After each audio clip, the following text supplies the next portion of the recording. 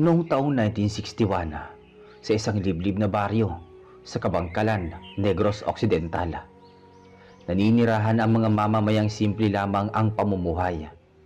Sa kabila ng katahimikan ng lugar, laganap pa rin ang mga kwento ng kababalaghan. Sa tuwing sumasapit ang dilim, nagiging usapan sa mga umpukan ng mga nilalang na nagtataglay ng kakaibang kapangyarihan. Ito ang mga aswang, mangkukulam, at kung ano-ano pang nilalang na labis na kinatatakutan ng mga tao. Isa sa mga nilalang na ito ay si Kalisto, isang gabunan na aswang. Kapag nagbago siya ng anyo, nagiging malaaso ang kanyang muka at nababalutan ng makapal na balahibo ang kanyang buong katawan. Ngunit kakaiba siya sa kanyang kauri, sapagkat hindi siya tulad ng ibang aswang na walang habas na pumapatay at kumakain ng tao. Si Kalisto ay mabuti, maawain, at palaging handang ipagtanggol ang mga inosente. Ngunit dahil sa kanyang pagkatao, siya rin ang madalas na puntirya ng kanyang sariling kauri. Sa kabilang dako ng baryo, nakilala ng mga tao si Cassandra, isang dalagang albularya. Bata pa lamang siya ay tinuturuan na ng kanyang yumaong ina tungkol sa panggagamot at paggamit ng mga halamang gamot. Kilala siya bilang maunawain, mabait at may malasakit sa mga mahihirap. Hindi lamang siya gumagamot ng mga karamdaman, kundi tumutulong din siya sa tuwing may mga kababalaghang bumabagabag sa kanilang baryo. At naroon naman si Mang Badora, ang matandang pinuno ng mga antingero. Kilala siya sa katapangan at sa dami ng laban na kanyang dinaanan. Siya ang sandigan ng tao tuwing may mga nilalang na nagbabalak manakit. Mayroon siyang matandang espada na pinaniniwalaang kisangkapan ng mga espiritu upang labanan ang kadiliman. Isang gabi ng buwan ng Hunyo, kasagsagan ng tag-ulan, habang pauwi si Cassandra galing sa bahay ng kanyang ginamot na pasyente, biglang sumiklab ang sigaw mula sa masukal na bahagi ng gubat. "Tulungan niyo ako!" Malakas na boses ng isang lalaki na wari pinahina ng pagod. Nag-atubili si Cassandra, ngunit hindi siya nagdalawang isip. Kinuha niya ang kanyang dalang lampara at agad na tinungo ang pinagmumula ng ingay. Sa hindi kalayuan, nakita niya ang isang lalaking duguan, nakasandal sa puno at pinagtutulungan ng 3 aswang. Ang kanilang mga mata ay nagliliyab sa gutom. Nagulat si Cassandra nang mapagtanto niya na ang lalaking iyon ay si Kalisto, ang gabunan na matagal nang napapabalita sa kanilang lugar. "Umalis kayo rito, mga halima!" sigaw ni Cassandra habang itinataas ang isang maliit na bote ng langis na pinabanal ni Mang Badora. Sandaling umatras ang 3 aswang, subalit sumugod din muli. Sa kabila ng panganib, hindi iniwan ni Cassandra si Kalisto. Inilabas niya ang isang piraso ng bawang mula sa kanyang supot at tinapon sa mga aswang. Napaatras ang mga ito dahil sa amoy. "Dalaga, bakit mo ko tinutulungan? Aswang ako!" mahinang sambit ni Kalisto habang nag-aagaw buhay. "Hindi ako tumitingin sa anyo mo.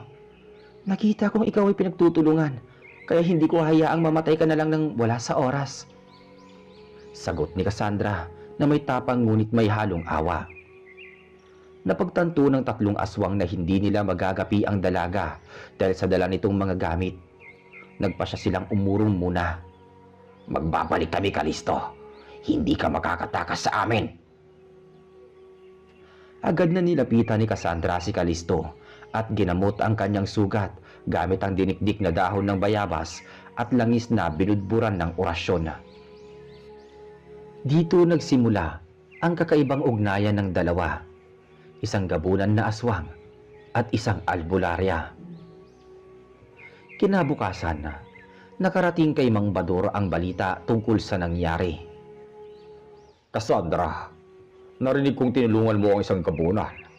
Hindi ba't nilalang din iyon ng kadiliman?" "Oo, Mang Bador.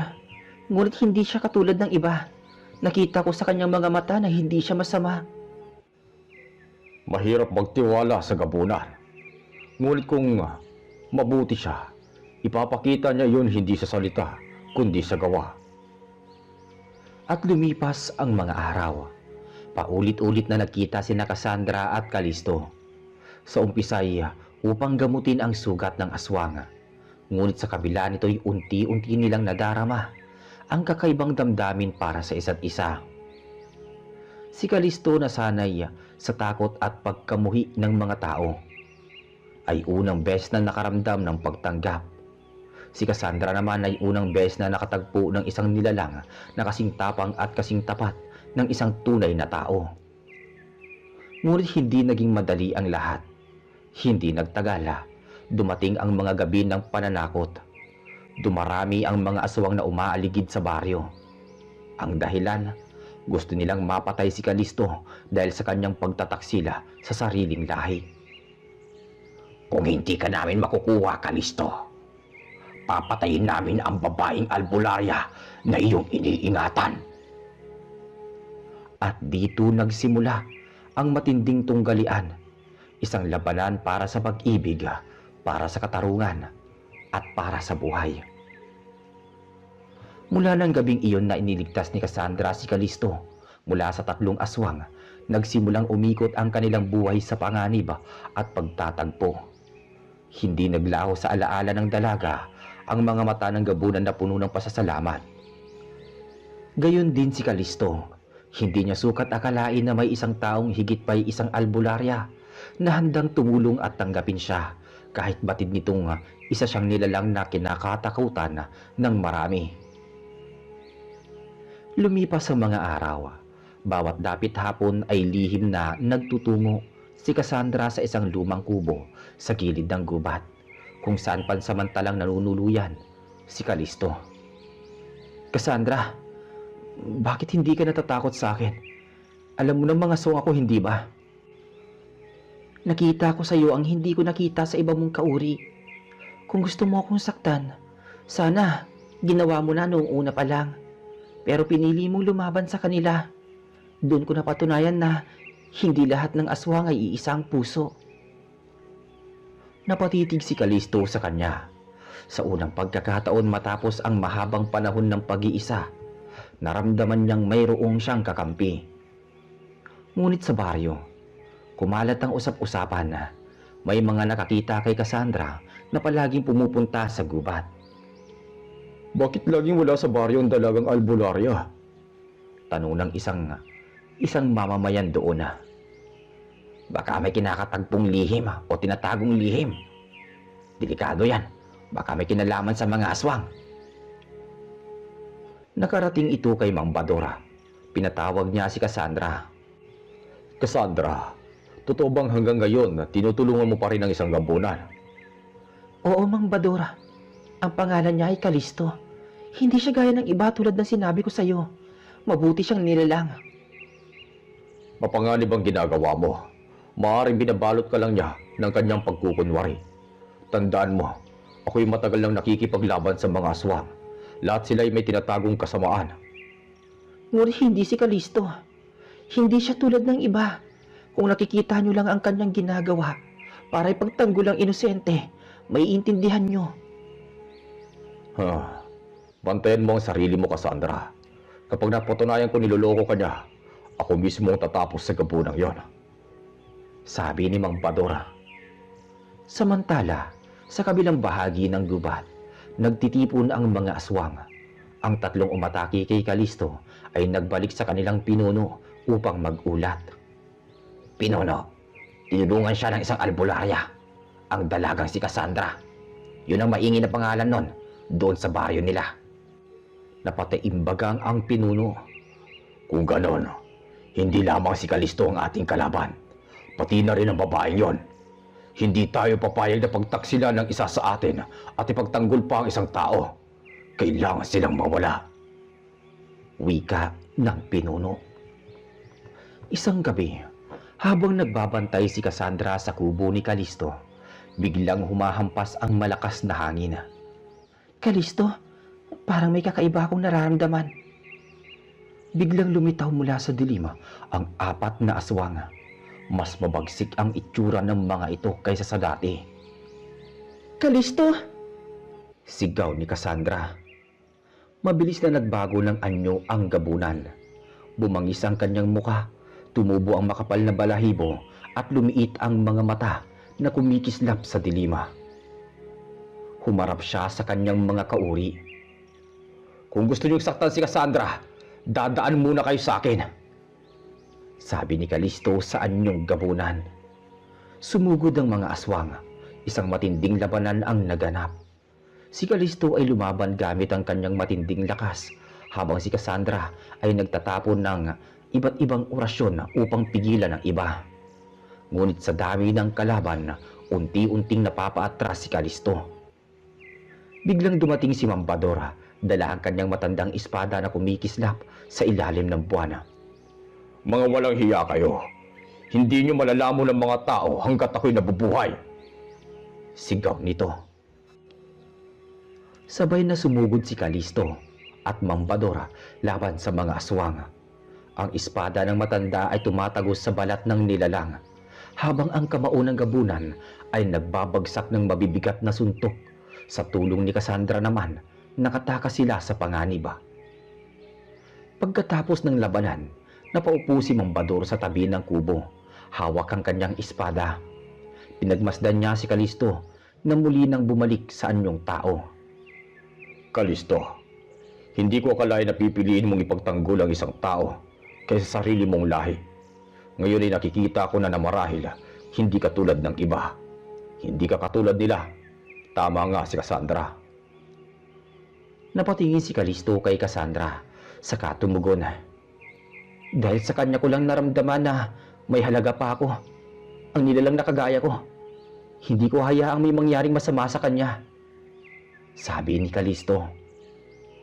Tahimik si Mambadora. Sandali bago ito tumango. Kung gayon, simula ngayon, isa ka na rin kakampi ng mga tao. Ngunit tandaan mo, hindi lahat ay matatanggap ka. Maraming laban pang darating. Mula noon, mas lumalim ang ugnayan ni Kalisto at Cassandra. Hindi maikakaila ang pag-ibig na unti-unting sumisibol sa pagitan ng dalawa. Ngunit kasabay nito, mas tumindi ang galit ng mga aswang na gustong pumatay kay Kalisto at sa babaeng Albularia. At sa bawat gabing lumilipas, mas lalong lumalapit ang panganib na maaaring sumira sa kanilang pag-iibigan. Pagkatapos ng matinding labanan laban sa mga aswang, nagbalik sa baryo sina Cassandra at Mambadora, habang si Kalisto ay nananatili muna sa kanyang kubo sa gilid ng gubat upang maghilom ng sugat. Cassandra, ngayon ay nakita ko ng tapang ng gabunan, ngunit hindi pa rin tayo dapat magpakampante. Babalik at babalik ang mga aswang para makagante. Tama ka, Mambadora. Ngunit ngayon, alam kong hindi tayo nag-iisa. Si Kalisto ay ating kakampi na. Hanggat buong loob niya, gagawin natin lahat upang mapanatili ang kapayapaan ng ating baryo. Tumango ang matanda, saka umalis. Samantala si Kalisto ay nakaupo sa loob ng kanyang kubo. Tahimik na pinagmamasdan ang liwanag ng buwan. Dumaloy sa kanyang isipan ng alaala ng gabing siya'y iniligtas ni Cassandra. Cassandra, ikaw lamang ang nagtiwala sa akin. Hindi ko hayaang mawala ka sa piling ko. Mahina niyang wika sa sarili. Sa gitna ng kanyang pagmumuni-muni, biglang lumitaw mula sa dilim ang isang aninong pamilyar sa kanya. Isa sa kanyang mga kauri na minsan naging kaibigan bago niya talikuran ang kanilang kalupitan. Kalisto, bakit mo pinili ang mga tao? Nakalimutan mo na ba kung sino ka? Wika ng aswang na si Gracila. Tumindig si Kalisto. Hindi ko sila pinili dahil kinalimutan ko ang pinagmulan ko. Pinili ko sila dahil doon ko natagpuan ang tama. Ayoko nang maging halimaw na pumapatay ng inosente. Umisi si Gracila. Kung ganon, wala ka ng lugar sa amin. At dahil pinili mong ipagtanggol ang albularyang yon, siya rin ang magiging kaparusahan mo. Agad na naglaho si Graciel sa dilima. Iniwan si Kalisto na puno ng kaba.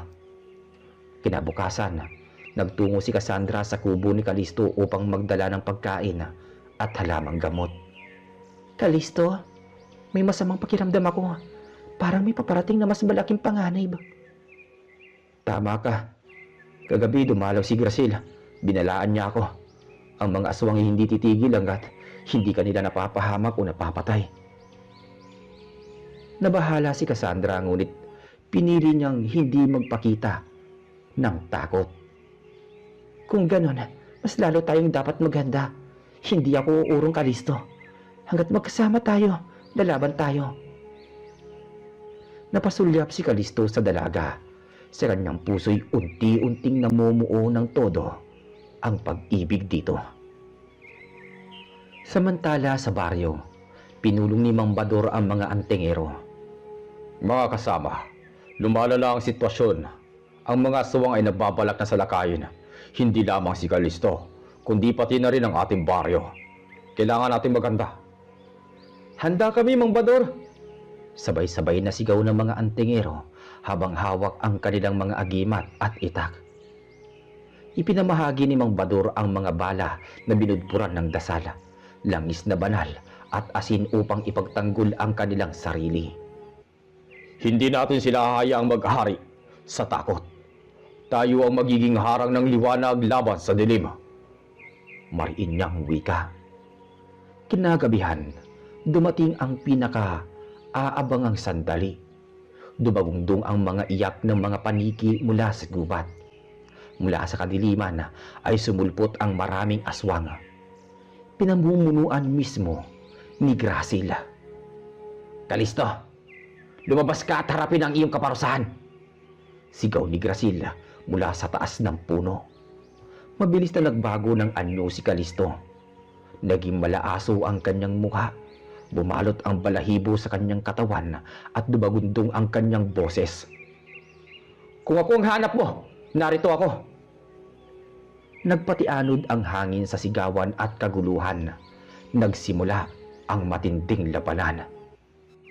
Si Mang Bador at ang kanyang mga antingero ay nakapwesto sa gilid ng baryo. Pinoprotektahan ang mga kabahayan. Si Cassandra naman ay nasa tabi ni Kalisto, hawak ang kanyang mga gamit, langis at orasyon. Cassandra, manatili ka sa aking likuran. Utos ni Kalisto. Hindi kita iiwan, Kalisto. Magkasama tayong lalaban. Isa-isang sumugod ang mga aswang. Gumamit ng espada si Mang Bador at pumatay ng 3 nilalang sa isang iglap. Ang mga antingero ay nagbagsak ng mga bitag na puno ng asina at mga sibat na pinahira ng langis. Ngunit higit na matindi ang galit ni Graciel. Mabilis siyang lumapit kay Cassandra upang ito ay saktan. Ngunit agad namang nasalag ni Kalisto. Nagbanggaan ang kanilang mga lakas. Kalisto, sarili mong lahi para sa isang babae lamang. Pinagtaksilan mo kami. Hindi pagtataksil ang tawag doon. Pagpili ng tama ang ginagawa ko. Nagpatuloy ang mabagsik na laban. Halos mabuwal si Kalisto sa lakas ni Graciel. Ngunit sa bawat pagbagsak niya, nandoon si Cassandra upang sumuporta. Pinapahid niya ang langis sa sugat ng gabunan at binigkas ang mga dasal upang hindi siya lubusang bumagsak. Laban, Kalisto. Nandito ako. Sabi ni Cassandra. Naging inspirasyon ng gabunan ang dalaga. Sa huling lakas ng kanyang natipon, sinunggaban niya si Graciel at itinulak sa patalim na hawak ni Mang Bador. Sumigaw ng malakas si Graciel bago ito tuluyang bumagsak sa lupa. Tahimik ang paligid. Ang natitirang mga aswang ay nagsitakas pabalik sa gubat. Tagumpay na nakuha ng mga tao at ng gabunan ang labanang iyon. Huminga ng malalim si Kalisto at muling bumalik sa anyong tao. Si Cassandra ay agad na yumakap sa kanya. Salamat, Kalisto. Dahil sa iyo, ligtas ang lahat. Sabi ng dalagang albularya. Hindi ako lalaban para sa akin lang. Lalaban ako dahil sa iyo. Niyakap niya si Kalisto at mahina siyang bumulong. Napatitig si Cassandra sa kanyang mga mata at doon sa gitna ng dilim ng gabi, unti-unti nilang naramdaman ang init ng damdaming hindi na kayang itago. Subalit, hindi natatapos doon ang lahat sapagkat ang pagkatalo ni Gracila ay magbubunga ng mas malaking panganib. Ang pinuno ng lahat ng aswang sa kanilang lalawigan ay nagbalak na sila'y puksain ng tuluyan. At dito magsisimula ang mas malalim na laban. Isang laban para sa pag-ibig ng Gabunan at ng Albularya laban sa kapangyarihan ng kadiliman. Matapos ang pagkatalo ni Gracila at ang pagtakas ng mga natitirang aswang, sandaling nakahinga ng maluwag ang buong baryo. Ngunit sa puso ni Kalisto, alam niyang hindi pa doon natatapos ang lahat. Ang pagkawala ng kanyang dating kauri ay tiyak na makakarating sa pinuno ng mga aswang sa buong lalawigan. Habang nagtitipon ang mga tao sa gitna ng baryo, nagsalita si Mang Badora. Mga kababayan, huwag tayong magkakampante. Ang laban na ito ay umpisa pa lamang. Ang mga aswang ay hindi sumusuko. Hahanapin nila ang kapalit ng kanilang pagkatalo. Tahimik ang lahat, ngunit lagitik ng apoy mula sa naglalagablab na sulo ang maririnig. Maghahanda tayo sa susunod na laban. At higit sa lahat, kailangan natin magtulungan sa pagkakataong to. Hindi lamang tao ang kakampi natin. Narito si Kalisto, ang kauri nila, at isa pang Gabunan. Napalingon ang lahat sa Gabunan na naroon nakatayo sa tabi ni Cassandra. May mga matang naguguluhan, may mga matang may takot pa rin. Ngunit wala ni isa mang nagsalita laban kay Kalisto. Kinabukasan, nagpunta si Cassandra sa kubo upang samahan si Kalisto. Hindi ko akalain na tatanggapin ka ng mga tao, kahit pa paano. Wika ng dalaga habang inaayos ang sugat ng Gabunan. Umiling si Kalisto. Hindi lahat tumanggap, Cassandra. Kita ko pa rin sa kanilang mga mata ang takot at pagdududa. Pero ayos lang. Hanggat nasa tabi kita, sapat na yon. Napayuko si Cassandra. Bahagyang namula ang pisngi. Hindi ka dapat mag-isa, Kalisto. Sa kabila ng lahat, may karapatan ka ring maramdaman na kabilang ka sa amin. Samantala, sa pinakailalim ng kagubatan, sa isang yungid na natatakpan ng makapal na ugat ng puno, nagtitipon ang mas maraming nilalang ng kadiliman. Sa gitna nito ay nakaupo ang isang matandang aswang na tinatawag na si Baro, ang tunay na pinuno ng mga aswang sa buong Negros. Si Gracila ay bumagsak. Bulong ng isa. Napatay ng Gabunang si Kalisto at ang Albularya na si Cassandra. Dugtong ng isa pa. Umalingaw-ngaw ang tinig ni si Baro. Kung ganoon, hindi maliit na usapin ito. Isang Gabunang taksila at isang Albularya na nagiging dahilan ng pagkakaisa ng mga tao. Hindi natin ito hayaang lumala. Ipaghahanda natin sila ng paglilipol. Lumipas ang ilang araw ng katahimikan, ngunit para kina Cassandra at Kalisto, ito'y tila unos na naghihintay lamang ng tamang sandali. Habang naglalakad sila sa tabing ilog, isang hapon, biglang nagsalita si Kalisto. Cassandra, kung sakaling dumating ang araw na kailangan kong isakripisyo ang aking sarili para sa'yo, huwag kang magtataka. Handa kong gawin yon. Kalisto, huwag mong sabihin yan. Walang sino man ang dapat mawala sa atin. Magkasama nating harapin ang lahat. Nagtagpo ang kanilang mga mata. Doon sa katahimikan ng paligid, lalong tumibay ang kanilang damdamin para sa isa't isa. Isang gabi, muling nakaramdam ng kakaiba si Cassandra. Kalisto, para may mga mata nakamasid sa atin. Biglang lumabas mula sa likod ng mga puno ang mahigit 10 aswang. Nangunguna sa kanila ang 2 matatangkad na nilalang na kilala bilang mga kampo ni si Baro. Kalisto, haharapin mo ngayon ang hatol ng aming pinuno. Agad na nagbago ng anyo ang Gabunan, bumangis ang kanyang anyo. At sa isang iglap ay sumugod siya sa dalawang aswang. Tumugon din si Cassandra. Itinapon ang langis at binigkas ang mga dasal na tinuro ni Mang Badora. Ngunit dahil sa dami ng kalaban, napatras sila. Mabilis na tumakbo si Cassandra upang tawagin ang mga antingero at si Mang Badora. Mga kasama, nasa gubat si Kalisto. Napapaligiran ng mga aswang. Sigaw ng dalaga. Agad na kumilos ang grupo. Dala ang kanilang mga armas at agimat. Pinangungunahan ni Mang Bador ang pagsugod.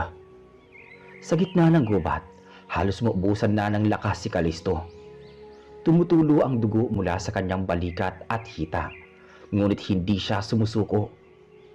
Kung buhay ko ang kailangan ninyo, akin na. Pero hindi nyo masusugatan si Cassandra. Biglang dumating si Mang Badora at ang mga antingero. Umalingaw-ngaw ang mga dasal habang humahampas ang mga sibat at espada. Kalisto, umatras ka muna. Sigaw ni Mang Badora. Ngunit tumanggi ang gabunan. Hindi. Isa ako sa dahilan kaya sila narito. Hindi ako tatakas. Sabay silang lumaban. Isang gabunan, isang albularya at ang grupo ng mga antingero laban sa mga nilalang ng kadiliman. Matapos ang matinding sagupaan, muling umatras ang mga aswang. Ngunit bago sila tuluyang maglaho, nag-iwan sila ng babala. Si Sibaro mismo ang darating upang tapusin kayo. Nalaglag sa lupa ang mga katawan ng nilalang at ilang aswang na napatay ng espada ni Mang Badora. Ngunit batid ng lahat na mas mabigat na laban pa ang nagbabadya. Kinabukasan, nagpulong sina Mang Badora, Cassandra at Kalisto. Kung totoo ang sinasabi ng aswang na yon, darating na mismo ang pinuno ng mga aswang. Si Sibaro ay hindi basta nilalang. Mahigit na 100 taon na siyang nabubuhay. Malakas, matalino, at walang habas kung pumatay. Kung gano'n, mas lalo natin kailangan maghanda. Tahimik lamang si Kalisto.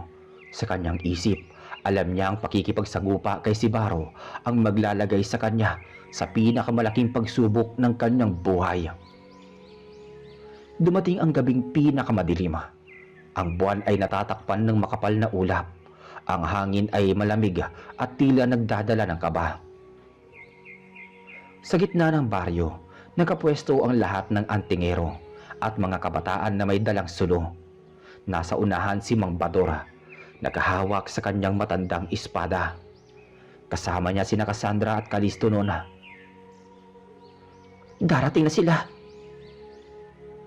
At biglang yumanig ang lupa. Mula sa gubat, isang napakalaking nilalang ang lumitaw. Mataas, mabalahibo at may matutulis na pangila. Si Sibaro, ang pinuno ng mga aswang.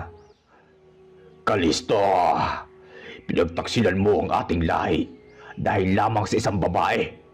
Ngayon, magbabayad ka kasama ng iyong mga pinoprotektahan sa lugar na to. Nagsimula ang pinakamatinding laban. Umalingaw-ngaw ang sigawan ng mga aswang at ang sabay-sabay na dasal ng mga antingero. Ang espada ni Mang Bador ay kumislap habang si Cassandra ay patuloy na nagbubuga ng langis at orasyon. Si Kalisto ay sumugod kay Sibaro, ngunit sa unang sagupaan pa lamang ay tumilapon siya. Napakalakas ng pinuno. Kalisto! Sigaw ng albularya habang tumatakbo upang tulungan siya. Ngunit mabilis na tumayo ang gabunan. Hindi ako uurong. Muli siyang sumugod at sa pagkakataong iyon, tinulungan siya ni Mang Badora. Magkasabay silang umatake. Para sa ating baryo. Para kay Cassandra! Sunod na sigaw ng dalawa. Nagtagal ang labanan hanggang sa sumapit ang hating gabi. Sa wakas, nagawa ni Kalisto na sugatan si Sibaro sa dibdib gamit ang espada ni Mang Badora na kanyang hinirama. Ngunit bago tuluyang bumagsak ang pinuno, sinubukan itong saktan si Cassandra. "Hindi! Ha!" sigaw ni Kalisto. Sa isang iglap, itinapon niya ang sarili upang saluhin na ang matalim na kuko ni si Baro. Tumagos sa kanyang katawan ang sugat. Ngunit bago siya tuluyang bumagsak, naitulak siya ni si Baro sa huling hampas ng espada. Umalingaw-ngaw ang nakabibinging sigaw ni si Baro bago ito tuluyang naglaho sa alon ng usok. Napatakbo si Cassandra sa tabi ni Kalisto na ngayon duguan at halos hindi na makahinga. "Kalisto, wag mo kong iiwan!" hagulgol ng dalaga. "Cassandra, salamat. Dahil sa iyo, alam kong hindi ako halimaw. Ikaw ang naging dahilan kung bakit ako lumaban." Hindi ka mawawala, Kalisto. Gagamutin kita." Umiiyak na sagot ni Cassandra habang pinipigilan ang dugo. Ngunit unti-unti nang bumibigat ang mga mata ni Kalisto. "Mahal kita, Cassandra." At sa huling paghinga niya, pumikit ang gabunan. Tahimik ang baryo. Ang mga tao ay nagluksa, hindi lamang para sa tagumpay na kanilang natamo, kundi para sa kabayanihan ng isang nilalang na dati kinatatakutan. Si Cassandra ay halos hindi makapaniwala, ngunit sa kanyang puso, alam niya nga, ang pag-ibig ni Kalisto ay hindi kailanman mawawala. Sa bawat simoy ng hangin, sa bawat pag-ihip ng malamig na gabi, nararamdaman niya ang presensya ng gabunan na minsan nag-alay ng lahat, alang-alang sa kanya. At dito po natatapos ang ating kwento. Muli, ako po si Reggie, ang inyong narrator dito sa channel na Manong Albularyo. Hanggang sa muli.